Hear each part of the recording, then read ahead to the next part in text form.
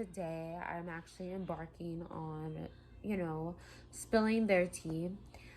This is a true crime case. I'm not exactly fond of the story. But one day, I look at true crime a lot. And one day I was on TV and I'm looking through true crime and I hear this story and I felt kind of sick, to be honest. Like, I felt sick. How could a mom do this to her children? I felt just completely in disbelief. Like, what? And just like, anyway, so let's just get into this video, okay? So I don't know if you guys have heard of the story of Michelle Blair, and but I'm gonna go ahead and tell you briefly, what happened in this situation. So pretty much Michelle Blair was a 35 years old woman who lived in Detroit. And this is how everything kind of like got figured out. So her secret was hidden for years, you guys. Like, it literally stayed hidden for years. She kept this as a secret. She ultimately killed her kids in the worst way possible. Not saying that there's a good way to kill your kids. There's definitely not. Don't ever commit any type of killing of anyone, kids, adults, no one. No one does. You're not in charge of other people's lives. God or the universe or whatever you guys want to believe in is who's in charge of your kid's life. You're not in charge of anyone. If rather anyone should live or die, once they're a living human being. Everyone wants to get into different subjects when it comes to, abortion and birth controls and stuff like that. We're not getting that deep. We're talking about a living, breathing child that you have. It's not your responsibility to murder them. So anyway, so one day, she was about to get evicted from her house, and so the eviction day comes, right? And so we have the people coming in and they're, taking everything out, and they literally discover a body of a little girl in the deep freezer, and they discovered another body under that of a little boy in the deep freezer as well. The little girl was wrapped in a large plastic bag. A police shortly arrived and they were like, what the hell is going on? They tracked down Michelle. She's at a neighbor's house. And, they're like, where's your kids? She had 2 kids with her. But she had a total, I think, of 4. They're like, where's your kids? And she's like, I don't know. They question her about it, I guess, briefly, and then they eventually arrest her for murder. So pretty much, the kids that were found, a name was Stephen Barry and Sony Blair, sorry. And then the medical examiner did rule out that their death was homicides. And they also determined that they were in the freezer for at least a couple of years, which, like, what the hell, you know what I mean? So anyway, so Michelle eventually confessed to the murders of her children.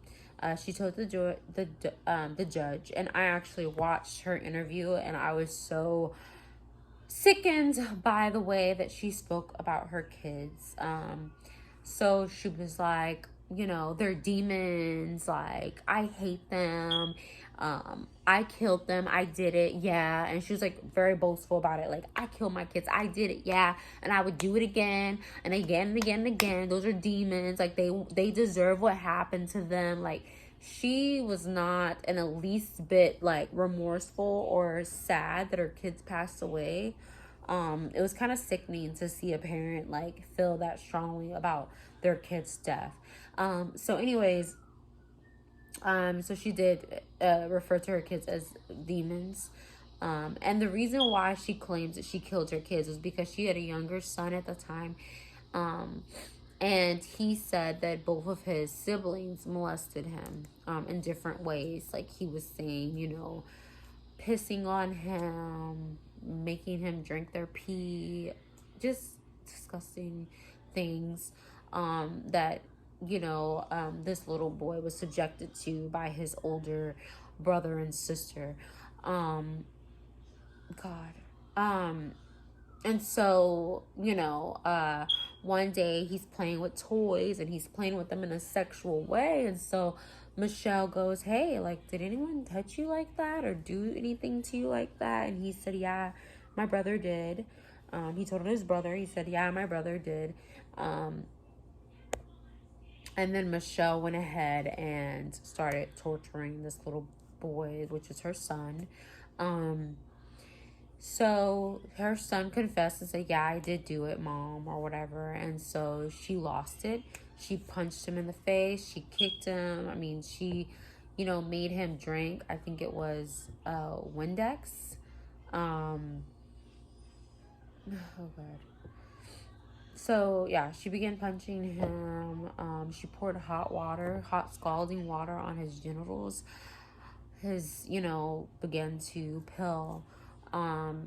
He lost consciousness after she put a plastic bag over his head. She repeatedly just like tortured him, you know what I mean?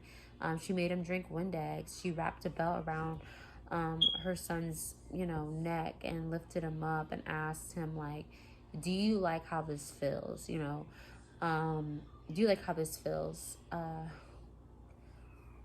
He lost consciousness again after 2 weeks of torture. She tortured him for 2 weeks, to that degree. Very harsh punishments. Lots of beating, lots of punching, lots of kicking, lots of, you can't eat. Oh, you can only drink Windex. Like, just treating him, very ill as a parent. And so he eventually passed away. And then she put him in the deep freezer. So then she found out that later on that her daughter Sony was also participating in the rape of her younger son. And so she began to starve Sony and brutally beat her until she died. She said that she was going to turn herself into the police. She said, but when her younger son told her, like, hey, mama, I don't want you to go, she made other arrangements. She decided, I'm just going to go ahead and keep them in the refrigerator or whatever. No one knows. Neighbors ask, like, where's your kids? She's like, oh, she would just make up random things as to where they're at. They're visiting someone. They're out of town. Just different things.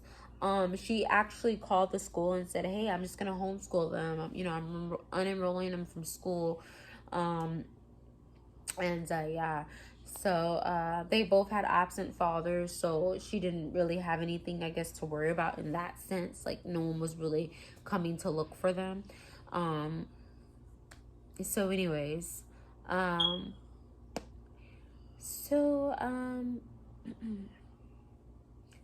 what was I gonna say? Yeah, she just always gave excuses. Sorry. So finally, once the judge and them heard, her testimony as how she felt about the kids that she killed, they took the rights away of the other 2 kids that were in her custody and put them in protective services. And they were put up for adoption. So she did plead guilty. She confessed completely. She pled guilty and to 2 counts of first-degree murder.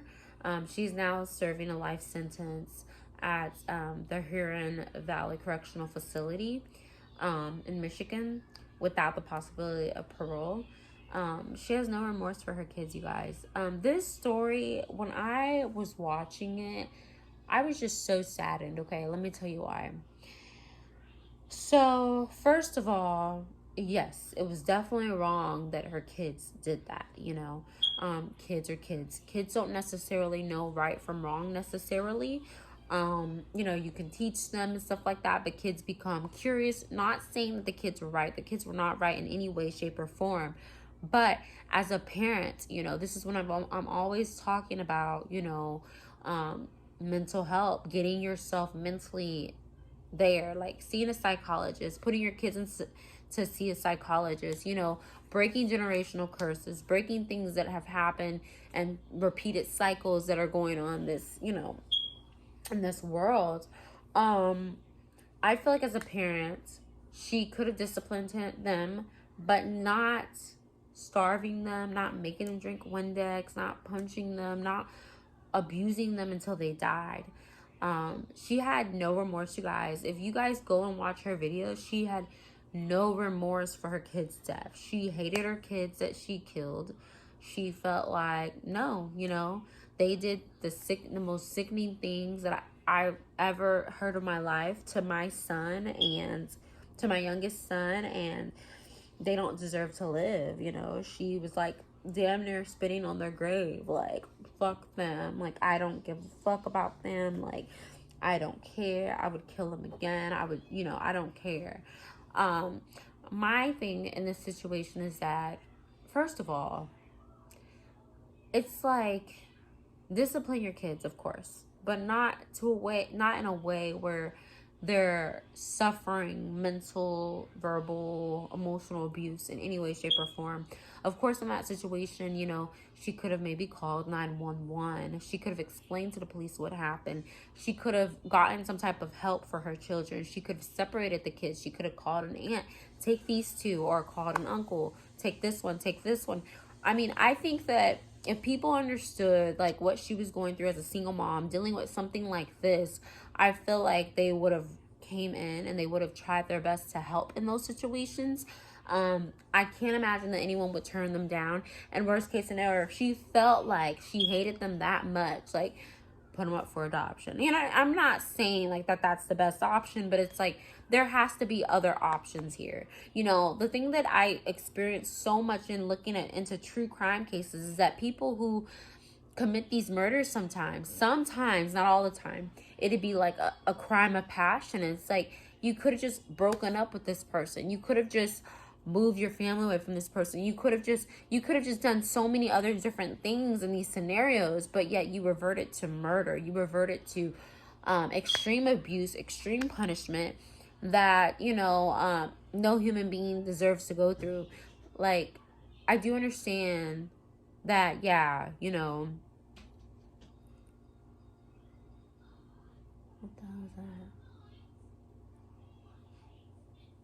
I do understand that, yeah, they were abused.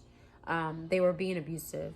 I do understand that, yeah, it was wrong. And I do understand that as a mother, there has to be other alternatives. There has to be help out there. There has to be something where if you do have a mental disorder, you can go get the help that you need and that you deserve.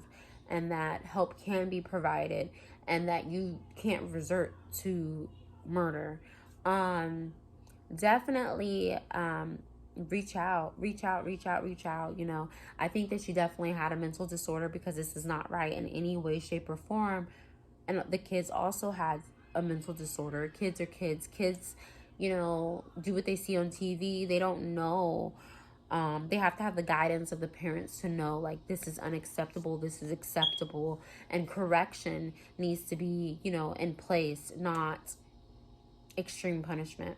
So anyways, you guys, please like, share, and subscribe. Leave your comments down below.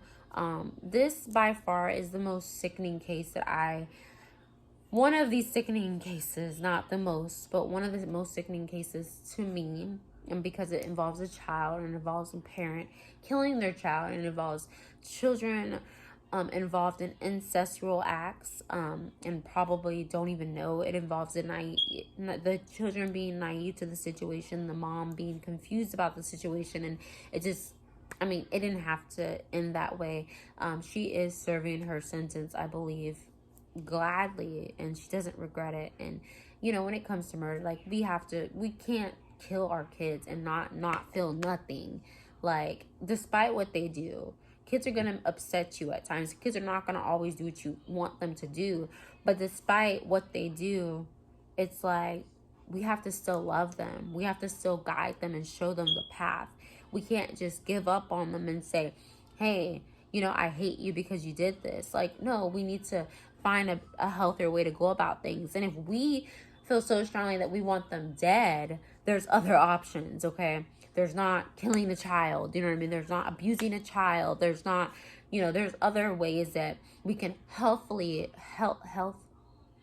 in a healthy way go about handling situations. So that's just one thing I wanted to point out. I mean, no disrespect for anyone in regards to this situation. My heart goes out to those kids, and to the kids who no longer have a mother, and to the kids who have died. And for the well-being of her mind. Her mind's gone, you guys. Like, her mind's not there. Like, she needs prayer. She needs some type of awakening, you know. So you guys have a nice night, and I love you guys.